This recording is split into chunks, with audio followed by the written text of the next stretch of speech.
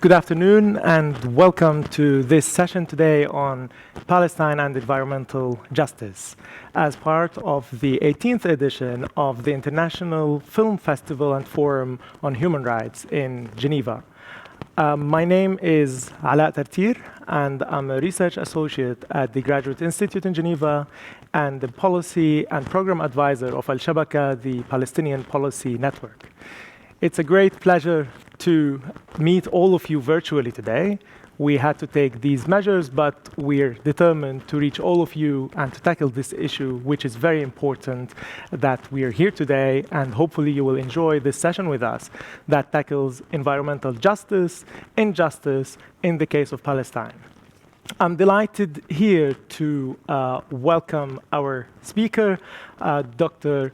Michael Mason. Dr. Michael is the director of the LSE Middle East Center and also an associate professor at the Department of Geography and Environment at the London School of Economics in London. It's really a great pleasure to have you here and welcome to Geneva and to the Film Festival. We apologize that our co-panelist Zina Agha was not able to be with us here. Zina wrote an excellent policy brief on the matter that can be available on the website of Al-Shabaka, the Palestinian Policy Network, on the matter. The question of environmental justice and injustice when it comes to Palestine is also a very political question. It's not only a technical question. It's not only an environmental question. It's more a political one, especially when we think of this environmental injustice as part of the overall injustice that the Palestinians are living through over the years. So we hope over the next hour with this session and also the questions that we will receive virtually from the audience to tackle this issue and offer some food for thought and entry points that we can explore further. And maybe we start this conversation, Michael, with a general question. What does environmental justice mean? Like, what is the meaning of it and how it relates to the case of Palestine? Okay, thank you, Alaa, and thank you to the organizers of the conference for allowing this session. I think the first thing to say is that when we talk about environmental justice or injustice for the Palestinians, it's always thinking of part of a wider justice situation, that justice situation involving of course, the occupation and the siege blockade of Gaza. So we always have to remember that broader justice context. But if we go into the environmental justice, injustice part of that specifically, I think we can think about it in terms of three dimensions, as it were. The first dimension is we can think about justice in terms of participation or governance. This is the extent to which a people, a community, in this case the Palestinians, are able to have a meaningful say in their own governance. That governance may not just include environment, of course, it includes all sorts of areas. Insofar as the Palestinians are not able effectively to take control over their own self-determination, their own decisions, their own affairs, we can talk about an injustice, a governance injustice, if you like, or a procedural injustice. That's the first kind of element of injustice. The second element of injustice is we can think about injustice in terms of the distribution of environmental goods or bads. By that, I mean the extent to which the Palestinians suffer environmental harm. That can be environmental harm suffered now, or it can be also in terms of future harm. It can be the probability of harm in the future, where we use the term risk, environmental risk, and that covers all sorts of areas. So the extent to which there is injustice, we were looking at the extent to which the Palestinians are exposed to a whole series of environmental harms. These harms can include, for example, the deficits in water supply, quality of water supply, lack of access to land, lack of access to the inputs to make land productive, for example, in terms of agriculture, exposure to poor quality air. Some of the things that we ordinarily think about in terms of environmental justice in other countries also still apply to the Palestinians, but they're intensified by the particular context of the occupation. Now, the third aspect of environmental injustice is what scholars call recognition or misrecognition. And here we're talking about the extent to which a community is identified as a legitimate subject in terms of politics. Here we're talking about environmental governance again. To what extent are the Palestinians recognized as having their own community, their own heritage, their own identity is valid, and are treated in dialogue with the Israelis, if that happens, as an equal, respectful partner? This takes us into areas, for example, around the culture of a community's identification with attachment to the land, the extent to which the Palestinians identify with a particular land or area of residence of the land, areas of historical kind of identification, of heritage, and so forth. And insofar, again, as this is not recognized, insofar that this is often undermined or destroyed, think about the uprooting of olive groves by Israeli settlers in the southern Hebron Hills of the West Bank. Mm-hmm. The destruction of that is, of course, an environmental bad in terms of removing a livelihood, but I thought also it's an injustice of misrecognition. And what I mean by that is you are trying to erase the cultural identity of a people from that location. So these are the kind of three aspects of injustice, and I think these are ones we have to bear in mind when we look at particular environmental issues in Palestine.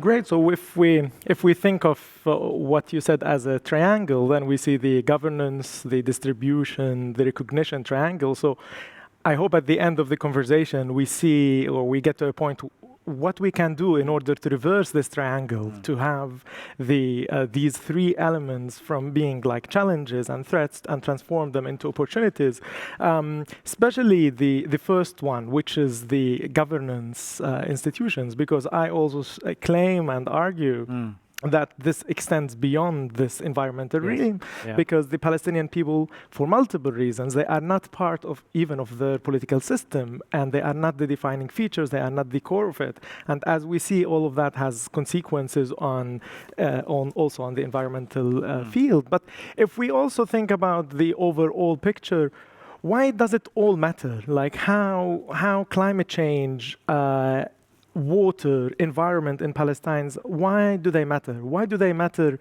locally, regionally, and globally, if we think of that? So why it is relevant, why it matters at these three levels of analysis? Yeah, I think there's sometimes a tendency to think that environmental issues are like an add-on. Mm-hmm. Once you've determined what I call the basic needs of a people, once you determine the ways in which people earn a living, the ways in which people participate politically, other ways in which people have dignified lives, then the environment is some kind of extra. And I think one thing that we have to think about is the environmental quality is at the heart of a healthy society.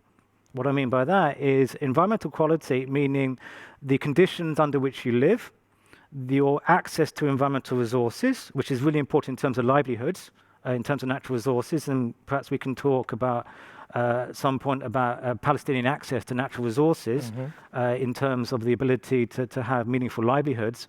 That all these are essential to not only to living conditions, to livelihoods, and so we have to think about the environment as a necessary kind of conditions of existence for a healthy society. And if we start off with the environment as that important bedrock, if you like, for a healthy society, that means we can't treat the environment as an add-on. Okay? It also means, I think, we go into a direction where we think about the environment not in terms of specific issues. One of the characteristics of much environmental thinking is to think of the environment as an issue. Like nature conservation as an issue, climate change as an issue, water quality as an issue. Of course, we can deal with those issues, if you like, in that way, and sometimes it's important to do that in terms of trying to think about solutions. But if we step back and take a more holistic context, we can see the extent to which many of these things relate to each other. Okay, so if we think about climate change, and we think about climate change and the current potential effects of climate change for Palestinians. That will have effects in terms of, for example, changing temperatures, changing water availability, which is necessary, for example, if you think that most of the agriculture in the West Bank is rain-fed, 85% plus is rain-fed agriculture, then changing water availability from changing climate is significant. However, this is a really important proviso. We have to also make sure that we don't understand issues in the Palestine only in terms of environment. For example, I would argue that climate change is not the most important stressor on water resources in either Gaza or the West Bank. In fact, it's some way down the list. It's some way far down the list in terms of current stresses. That it's more the ability of the Palestinians to access sufficient water in a context in which most of that water is extracted by the Israelis for Israeli use for Israel or for settlers in the West Bank. 80% plus of the water is extracted by the Israelis in the West Bank from the mountain aquifer. The sort of groundwater of the West Bank is taken by Israelis, used by Israelis for Israelis. So we have to think about it in terms of that broader context and try to think or determine the extent to which environmental issues are linked to these broader political economic issues. Not to say that there's not a merit from asking environmental science or experts in water or experts in climate change, for example, to help us understand the situation facing the Palestinians.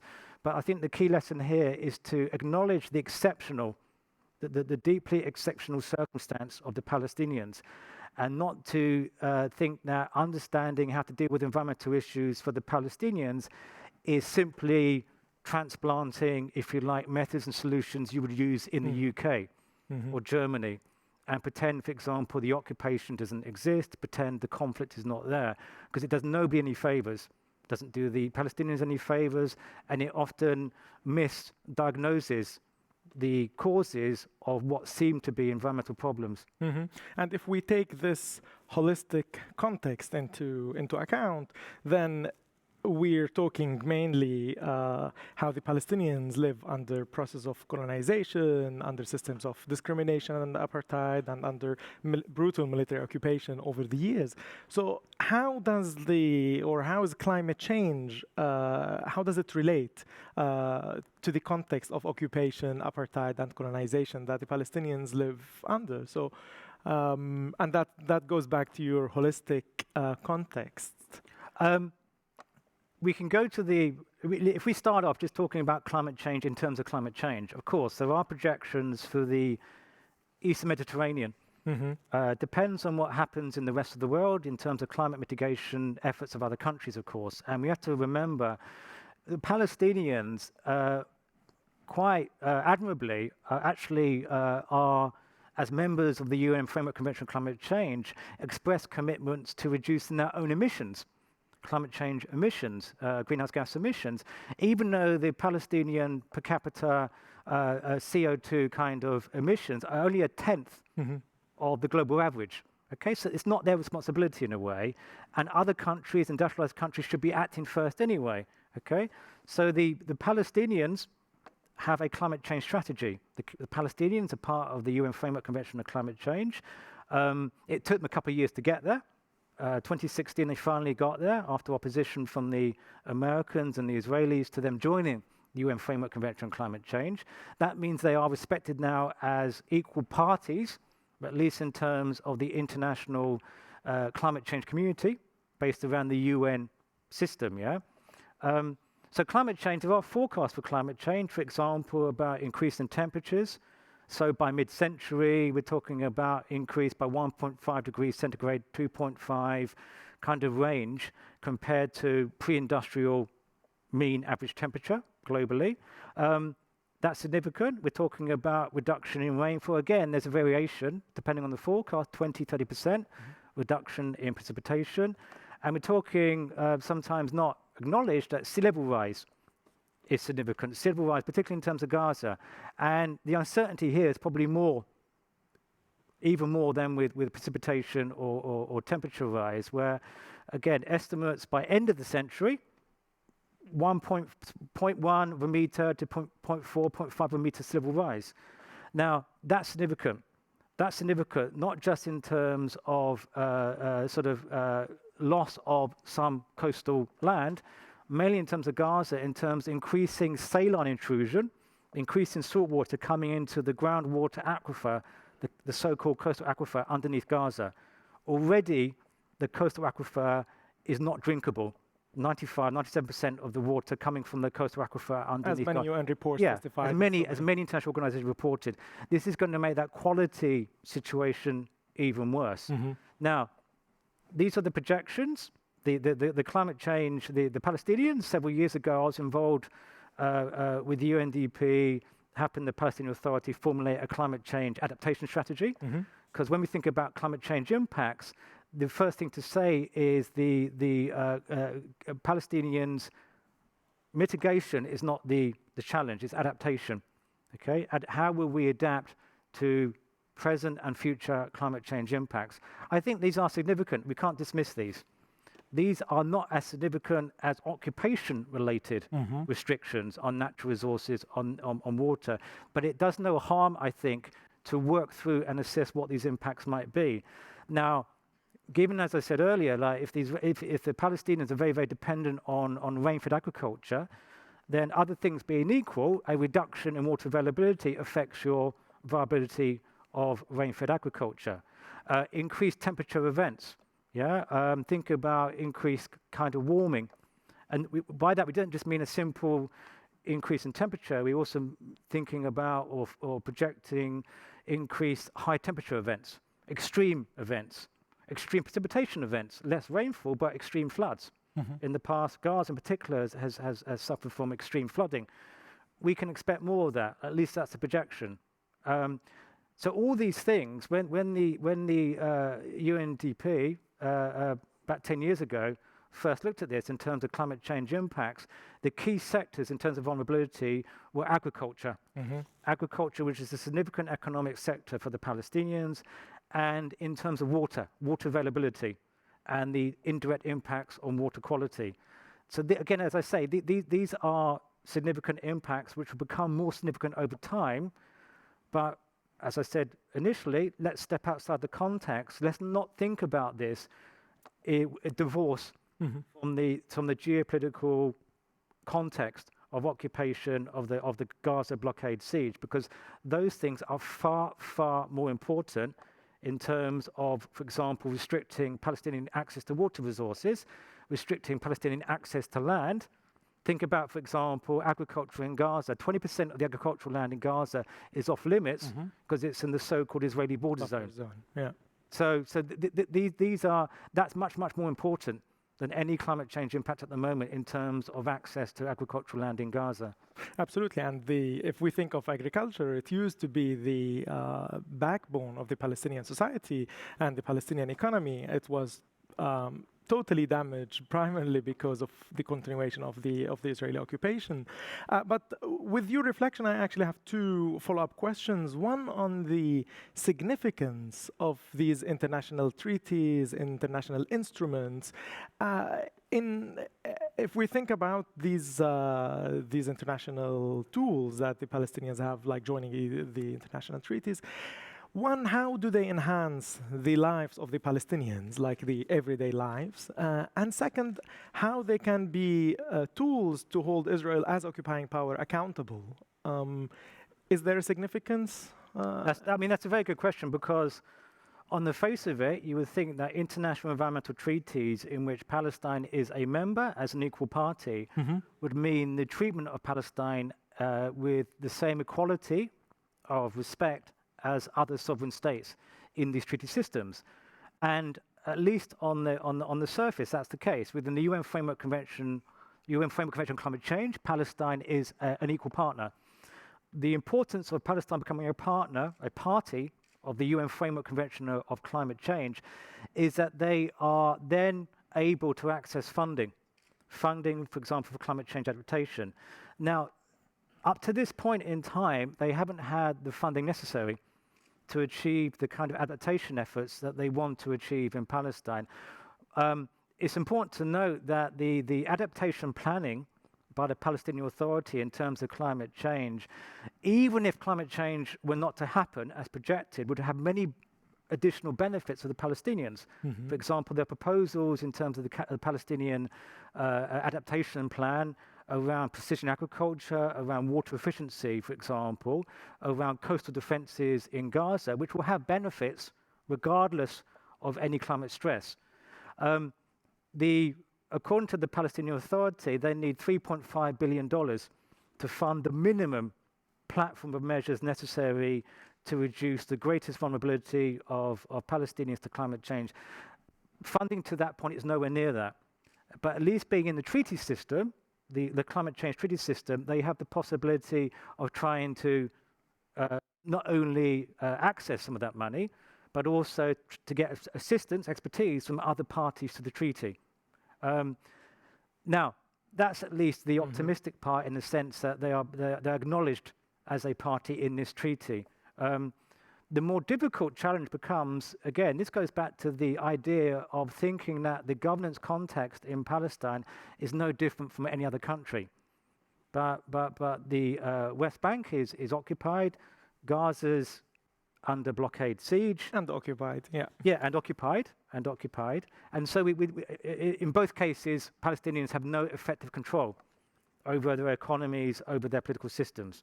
Now, in these situations, international environmental law is not the paramount law. The paramount law in these situations is international humanitarian law. International humanitarian law does have some, not very many, environmental provisions. Often these are indirect, okay?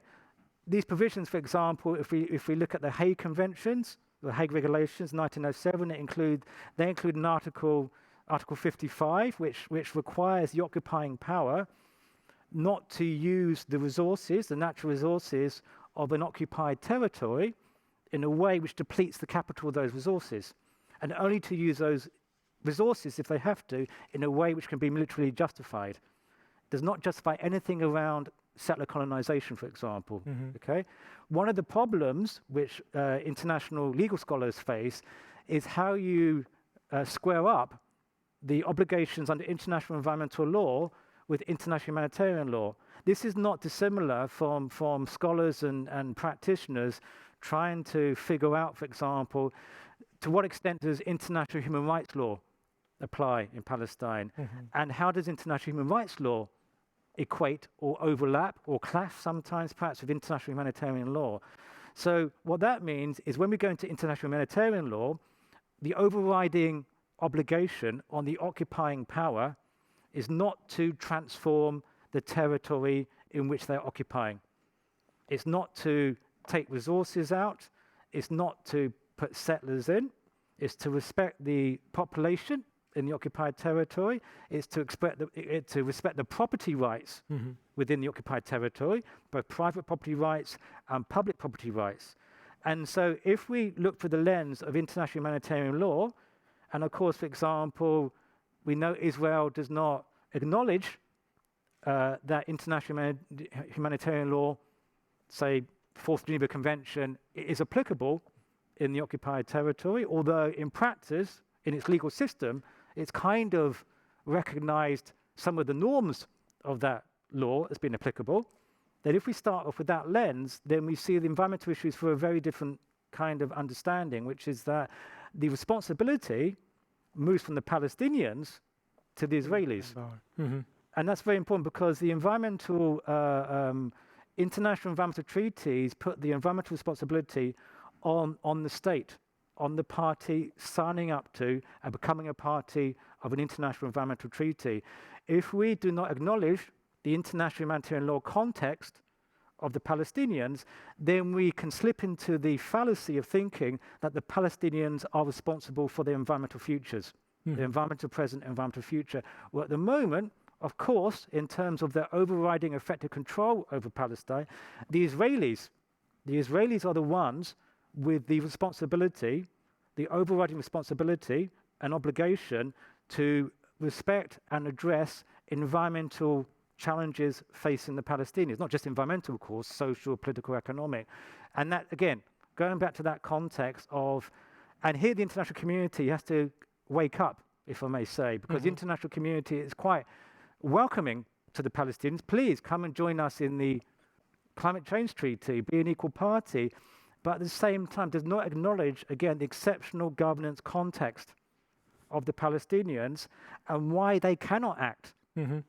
I will come to the question of international community in a second and what should be the responsibility and what are the tools that they have to. But this is a quick reminder to our audience that we're happy to receive your questions. So please join the conversation with your questions. And I want to follow up, Michael, with the question of natural resources that you raised. And if we zoom in onto the water in particular. So what are the challenges to the Palestinian over access to water? We know very well, if you look at many infographics out there or reports published by the UN or other international body or even local, so you see like a clear structural inequality between Palestinians and Israeli settlers, let's say here in the example of the West Bank, about access to water, quality of water, and here I'm not mentioning Gaza, so if we want to focus on Gaza, that's another follow-up question, but I would like to understand better these challenges that the Palestinians are facing,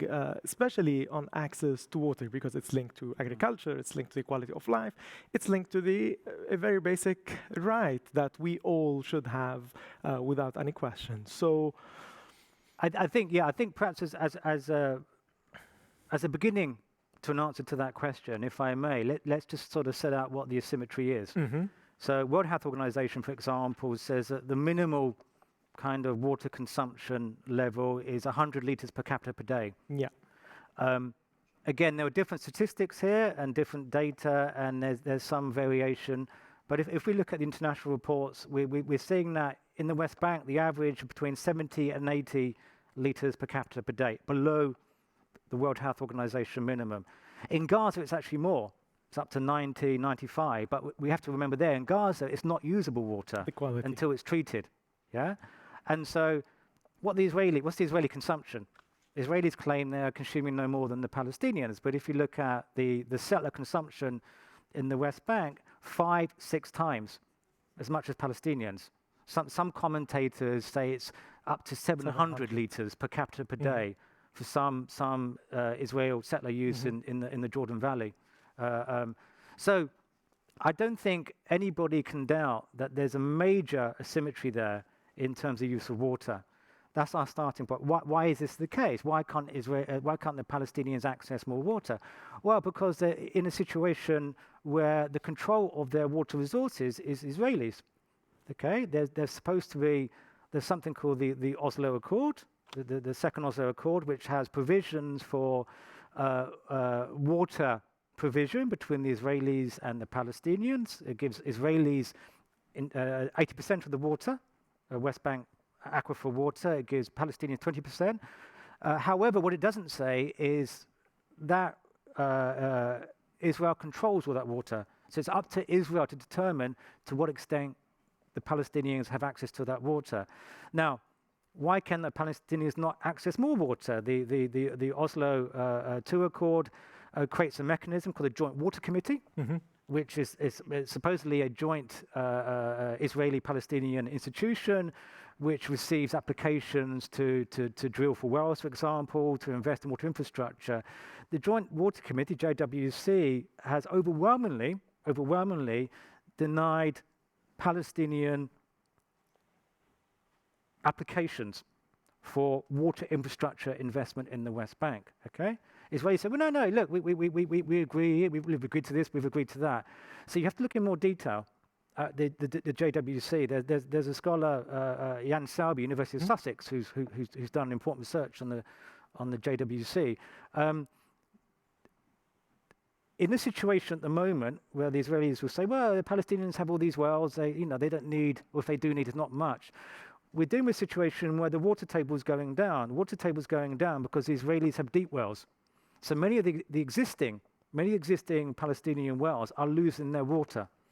The Israelis are not allowing the Palestinians to drill deep. Okay, many of the key extraction by the Israelis is in the so-called Western aquifer, part of the mountain aquifer, where Israel has 300 plus deep wells.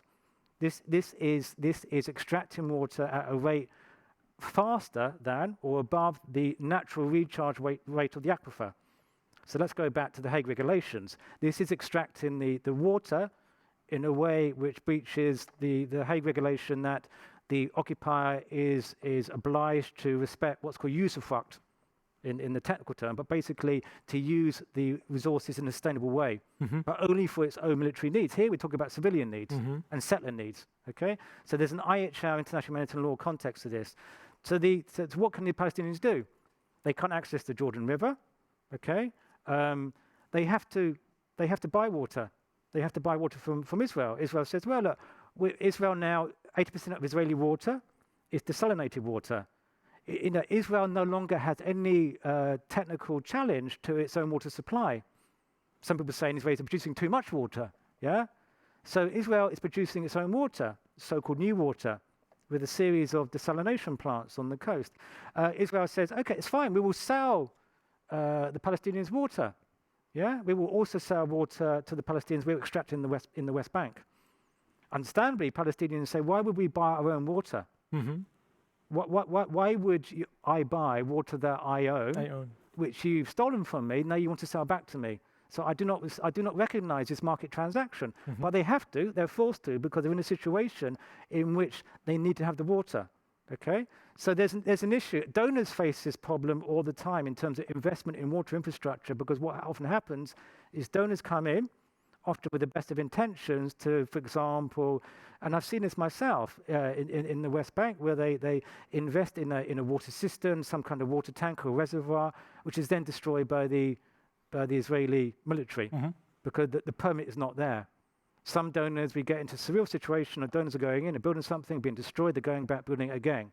And it's madness. It's madness in terms of a lack of rationality and justice to a situation. Is all you're trying to do is ensure enough water to the population in this area, the Palestinian population, to ensure that they meet their basic needs, are able to also maybe use some more water for agriculture, maybe develop some irrigation and so forth. So the big issue there is lack of access to water, particularly quantity of water. In Gaza, the Gazans have access to water overwhelmingly from the groundwater aquifer. As I said, most of the great majority of this water is not usable. Okay, so they have to desalinate the water through lots and lots of small-scale reverse osmosis desalination. Some donors are coming in. The European Union has recently upgraded the southern Gaza desalination plant to eventually serve up to, I think, 250,000 people in Khan Yunis and Rafah area. So there is investment there, but there the issue is about maintenance and training, also maintenance of the water infrastructure, because often the maintenance is neglected because Israel won't allow in the necessary parts to maintain the water treatment plants and desalination plants, because these are treated as so-called dual use. Meaning Israelis say, okay, these components, if they come in, might be used in a way which is hostile to us. So we will not allow them in. This means the water infrastructure is neglected. Okay, so the big challenge in Gaza is quality of water. There's also issues, in terms of access. To enough water, but it's quality. There is for example, there is a potential time bomb in Gaza in terms of the emergence of so-called superbugs from the fact that lots of water, untreated wastewater is being discharged into large pools. There's a large, I remember when I was doing the work in Gaza, this large kind of waste pool just adjacent to Khan Yunis refugee camp. These are cesspits of infection, of contamination, discharge of wastewater into the sea. And there are the emergence now of these sort of antibiotic resistant bugs. This is relevant at the moment, of course, with coronavirus, which is a potential time bomb. And I would argue, if anything, the Israelis, it's in your self-interest. Even if you do not want to deal with the Palestinians in a way which respects them as an equal partner, even if that's not the case at the moment, hopefully sometime in the future there might be a political elite that does do that. But say at the moment there's not, of course, even if you want to treat the Palestinians, even if you won't treat the Palestinians with respect, in your own self-interest, in your own self-interest, you must ensure that the water treatment in Gaza produces water which enables people to live and be healthy. Some of the Hadira desalination plant in Israel sometimes has to, Ashkelon as well, sometimes have to shut down because of the infusion of wastewater from Gaza. So there's a massive ecological irrationality happening. Absolutely, and here you're raising a very important question about the role of external intervention and the role of the donor community. Donor community invested billions of dollars since the start of the peace accords, so-called peace accords, and until now they keep repeating the same mistakes. This is why we see the effectiveness of this international aid always on stake and always problematic. The natural resources, the water, is an issue, but also that is because of the lack of accountability mechanisms. When they invest in building like water infrastructure projects, and as soon as they finish them, Israel as occupying power go and destroy them, then what is the pushback from the international community? In many occasions, they ask the Israeli government to send them a report about all these damages, but then they redo the investment again and again without holding Israel, the actor that did the harm here, accountable. And that's a question that, it's like goes beyond the environmental question. But remember, under international humanitarian law, the occupying power has the responsibility to enable those humanitarian actors to come in and discharge their responsibilities. Absolutely, but to what the they are doing population. is that they're adding another level of pressure and another level of control on them. But I would like to go back to an earlier point that you raised on the Joint Water Committee, because this is a derivative, it's a product of the Oslo Accords that started like in the early 90s. And this urges me to ask, to what extent like the different kind of peace arrangements or so-called peace arrangements or negotiations paid attention to these questions of climate change, natural resources, and environmental issues. Like, were there any central in these issues? I mean, I don't want to think of the recent so-called Israeli-American deal of century, but is there like an attention to that area in these peace negotiations? Well, firstly, if we might very, very briefly say something about the deal of the century, and here I might invite our audience to look at a opinion piece by Thomas Friedman in the New York Times last month, where he looks at the so-called Trump peace plan from the perspective of the environment. And it's titled something like "How Mother Nature Scoffs at the Trump peace plan." And it's all about the extent to which the plan fragments the territory, fragments the kind of responsibility of resources, doesn't give the Palestinians significant sovereign authority to be able to control their environmental resources, and completely ignores these overarching environmental issues, and completely ignores the sense in which you have to understand the environmental problems here in a kind of transboundary regional context. So that's just to note yet another reason. Very important. Yet another reason why this so-called peace plan is deeply flawed, and that's putting it mildly. Yeah, to go to the negotiations, the final status negotiations. These are not active, have not been active for some time, but there is a water file. There is a water file within the sort of so-called final status negotiations. These are the things that the Oslo Accord was supposed to buy time for, to then get back into action. This hasn't happened, yeah? But the final status negotiation, the water file, lots of interesting work done by the PLO, Negotiation Support Unit, to try to find a water solution compatible with these Israeli kind of interests, I would argue, and the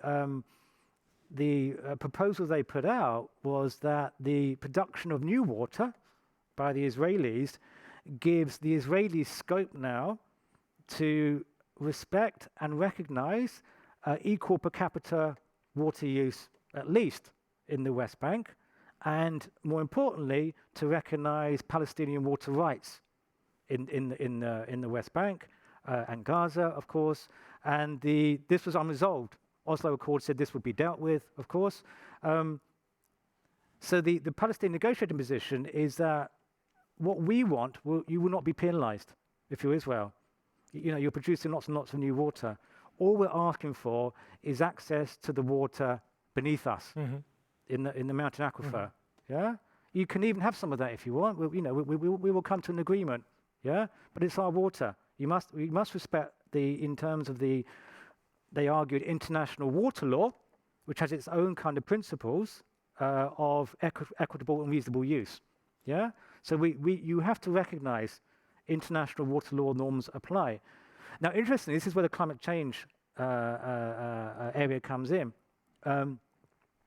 Because although there's no file within the final status negotiations which deals with climate as such, in the discussions, in the technical discussions around water within the final status negotiations, the Israelis said to the Palestinians, well, we of course we're producing more water, but we can't recognize your water rights in the West Bank. We can't give you more water, at least not as much as you want. We'll say it to you. We can't give you more water. We can't give you authority over your water resources. And one of the reasons they cited was climate change, because there will be less fresh water available. This is a spurious reason, of course, because there's plenty of new water there. So it directs us to the heart of the issue. The heart of the issue is the control authority, sovereign authority over water resources in the West Bank is necessary for Palestinian statehood. And at the moment, the Israelis are not willing to recognize Palestinian sovereignty over natural resources. Again, going back, international humanitarian law states that the occupied population in a territory retains sovereignty over its natural resources, and that the occupying power should not remove or deplete those natural resources. So that was the position from which the Palestinian negotiating team were coming from. And it's unfortunate because I think unlike perhaps refugees, Jerusalem file, very difficult as well, at least with the water file, I think there's actually a solution there, a technical, it's a solution, of course there's a technical aspect, but also a political solution which means that water, the supply of water is not the obstacle to resolving that file. The supply of water is not the problem. It's the perception of water. Absolutely. The perception of water as a sovereign resource. Absolutely, and here you refer to the international law, but also what can be done. So my question, what can the international community do in all of this? Like you mentioned lots of examples of how this environmental injustice is testified on the ground and is manifested in so many ways at multiple levels. So what are the tools that the international community can deploy there or can use to address this injustice? I mean, it won't surprise you if I say, and everybody acknowledges this, even people who work in governments responsible for the sort of Israel-Palestine issue, there's a systemic organized hypocrisy in the international community, where on the face of it, they say, yes, we want a solution, we want a two-state solution, two peoples to live in peace, in respectful coexistence. Who would not want that? Yet at the same time, their actions are undermining that. Their actions are undermining that goal. And that is, I think, a betrayal, not only to the Palestinians, I think it's a betrayal to the Israelis, because the Israelis want peace as well. We want all people in the area to have peace and to live in this respectful coexistence. So the international community, I think, because they're not prepared to expend their political capital to upset Israel, even though there are many parties, there's a large section of Israeli civil society that would want the international community to engage with the Israeli government in a way which is respectful but also robust, to say, surely you can recognize it's in your self-interest that we have some kind of long-term, sustainable, peaceful solution here. So the example we were just discussing about donors in the West Bank investing in water projects, which are then demolished, and they go back and they construct another water system. It's demolished again by the Israeli military. To use a technical term, it's extraordinary extent to which the donor community is pissing away great amounts of finance, resources, and not even learning the lessons. And again, it's doing nobody any good. It leads to increased disenfranchisement and disenchantment by the Palestinians, because they can't organize. They can't organize their lives in any meaningful way. They can't organize their livelihoods, their agriculture. They have continuing mobility restrictions. And so the international community has to, at some point, take the responsibility to really, really engage seriously with this. Mm-hmm. It doesn't help that the international community often is very willing. I think it's not a bad thing, for example, that the international community, of course, will want to engage with Israel, like the European Union. We'll have a trade agreement with Israel. Fine, let's have trade. Let's integrate, economic sort of transactions if we can involve the Palestinians. But at the same time, not seem to accept that you can't simply have a, quote, normal trade agreement as if the conflict does not exist. Mm-hmm. And we go back to the same issue over and over again. The international community wants to pretend in some way that the conflict doesn't exist. Yeah? Of course, the international community wants to deal with Israel as a partner, to try to persuade the Israeli government to engage in a peaceful, respectful resolution of the problem. But at the same time, the international community is very scared of challenging Israel for whatever reason. In some cases, say the US, but it's because they're important political constituencies which do not allow you to go into that territory, as it were, to challenge Israel. Europeans are more divided, again, but the lack of a concerted effort, and it means that nobody's benefiting. And in some ways, some commentators and scholars argue that it actually makes the situation worse. Of course. And that was the donors my are comment basically paying for the occupation. And it would be better for the Palestinians if the donors withdrew. It would be better for Palestinians if the PA dissolved. And you just had an honest occupation and showed how things really are. One of the main principles of international aid intervention is not to do harm. Yes. And it is very clear now, with lots of evidence from over the last decades, that the international community is doing harm. And here, if we're talking more about the so-called development aid, but the international community is refusing to learn the lessons.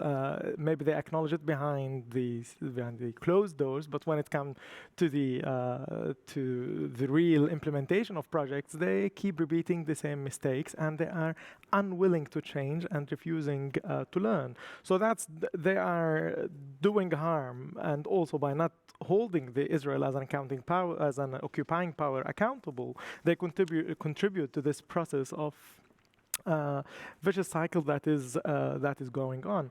But here I also want to ask a question more regional, let's say, because in your research you work on the occupied Golan Heights as well as in northern Cyprus, and so maybe if you think about if you use like a regional lens, what kind of lessons can we learn for the future from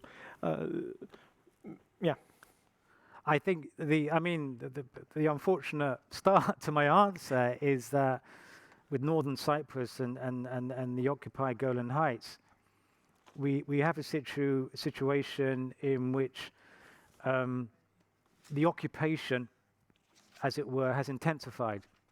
Yeah? Mm-hmm. And we've gone in a situation in terms of international humanitarian law where the international optimal solution is not there in terms of a peaceful negotiation about the future of the Golan Heights, peaceful negotiation between parties about the future of northern Cyprus. In both cases, you have a settler colonization taking place, both in the Golan Heights and in northern Cyprus, with Turks moving into northern Cyprus. In both cases, you have I've done some recent research which I've kind of labelled under the rubric of hydraulic patronage. What I mean by that is the extent to which the occupying power is enabling the settler colonization in terms of provision of water. So, for example, with northern Cyprus, the Turkish government pumps water, fresh water, from southern Turkey through a pipe under the surface of the sea to northern Cyprus, 75 million cubic meters a year, to try to water resource and occupation. Mm-hmm. In the same way with the occupied Golan Heights, Israel then also, we have the issue also about extracting water resources, which the indigenous Arab population says is our resources anyway, but also subsidizes water resource extraction, invests water infrastructure, which favors a particular group, the own kind of Israeli settler group. So in both cases, unfortunately, we're also characterized by this injustice. So maybe in terms of, to try to turn the question into a positive answer, mm-hmm. if we can start to compare these sorts of situations and say, okay, if the dynamics of the situation, environmental dynamics and other dynamics, socioeconomic, political, are intensifying injustice, how do we go in the reverse direction? What would it mean? What would it mean to have less asymmetry? What would it mean to have more governance participation by the indigenous populations? Mm-hmm. What would it mean to recognize the indigenous population's own kind of heritage, own kind of land use, own attachment to the land? So we have to start off, I think, by a kind of critical critique, and by working in reverse, as it were. How do we? I think often it's much easier to think about reversing injustice than applying justice. This is a very important reminder, and these are really valid but very important questions that we need to address as international community. But here, I also received so many questions from the audience. Lots of questions. So thank you so much. It's a difficult task because we don't have lots of time, but we have many excellent questions. So let's start with this question. We know that there is a correlation between the environment and health.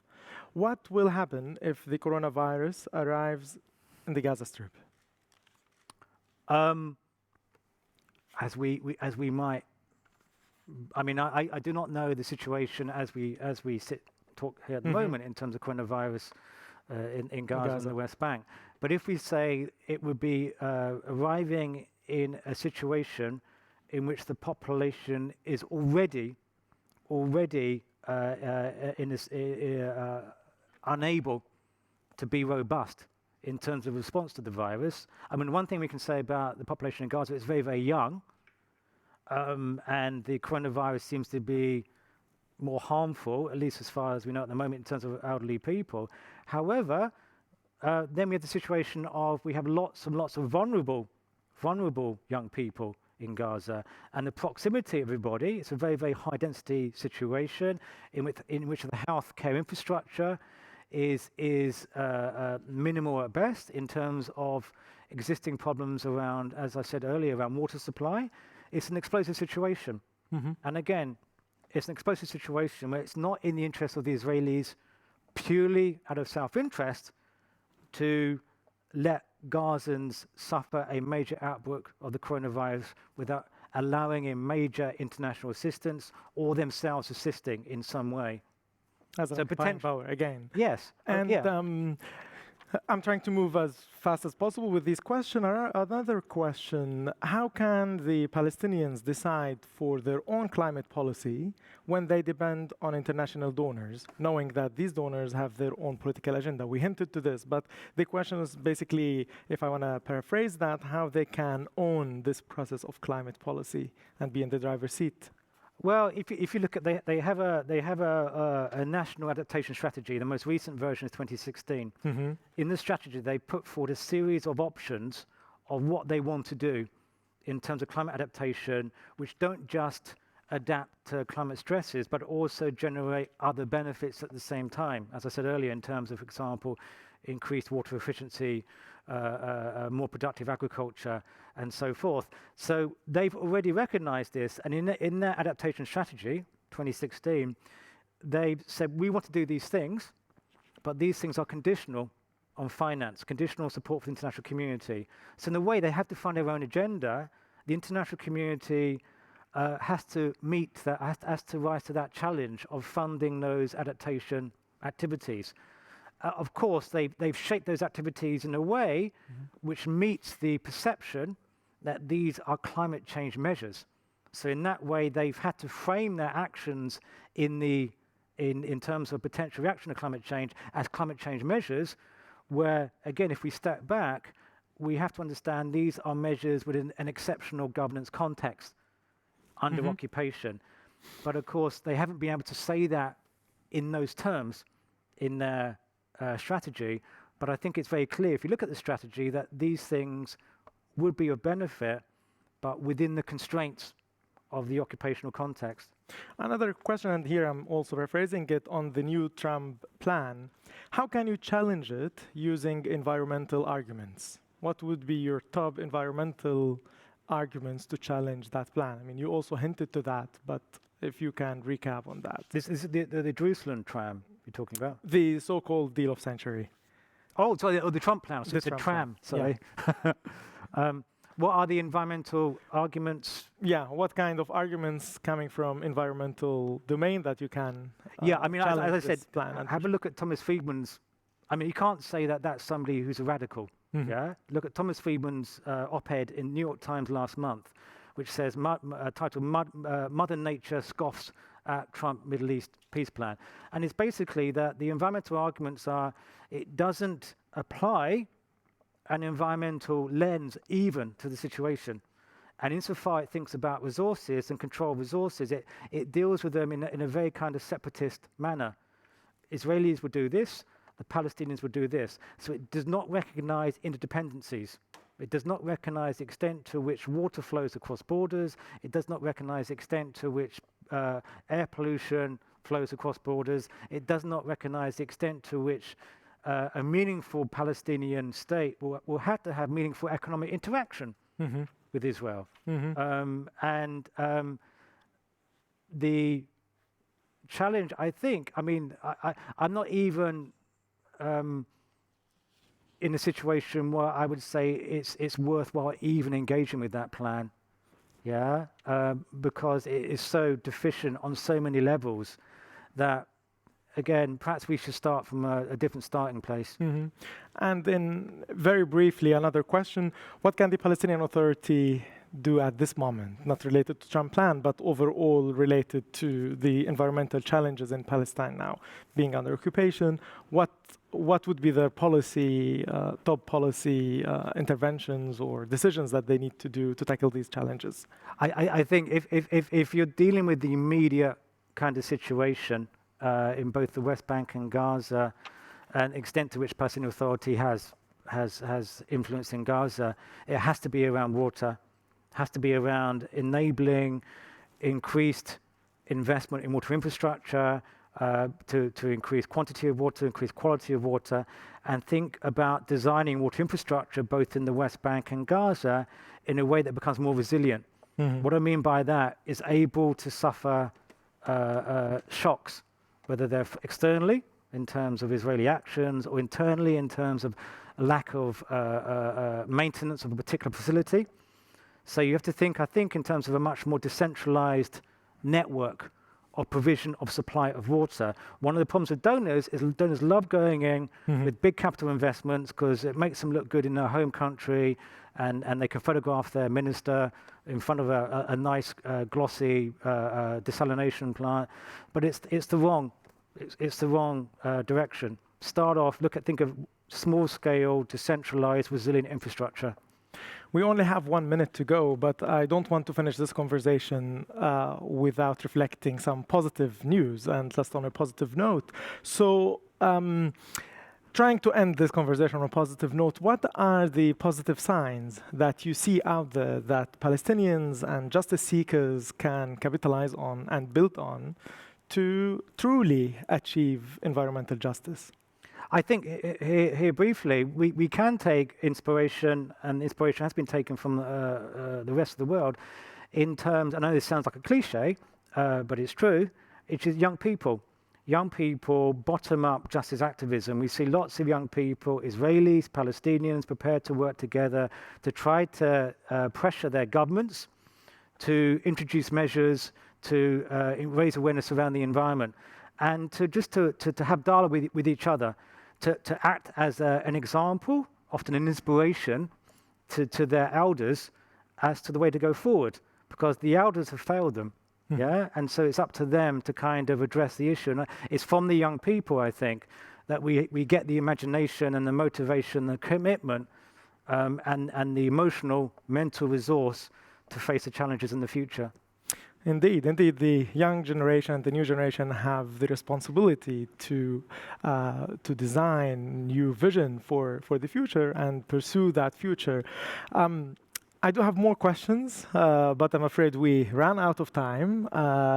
This conversation can be continued in so many other ways, but I really would like to thank you very much, Michael, for being with us today, and thank you all for all the excellent questions that you sent us today, and it was a pleasure to be with all of you and to host you, Michael, here. Thank you very much. Thank you very much, and thank you for those questions as well.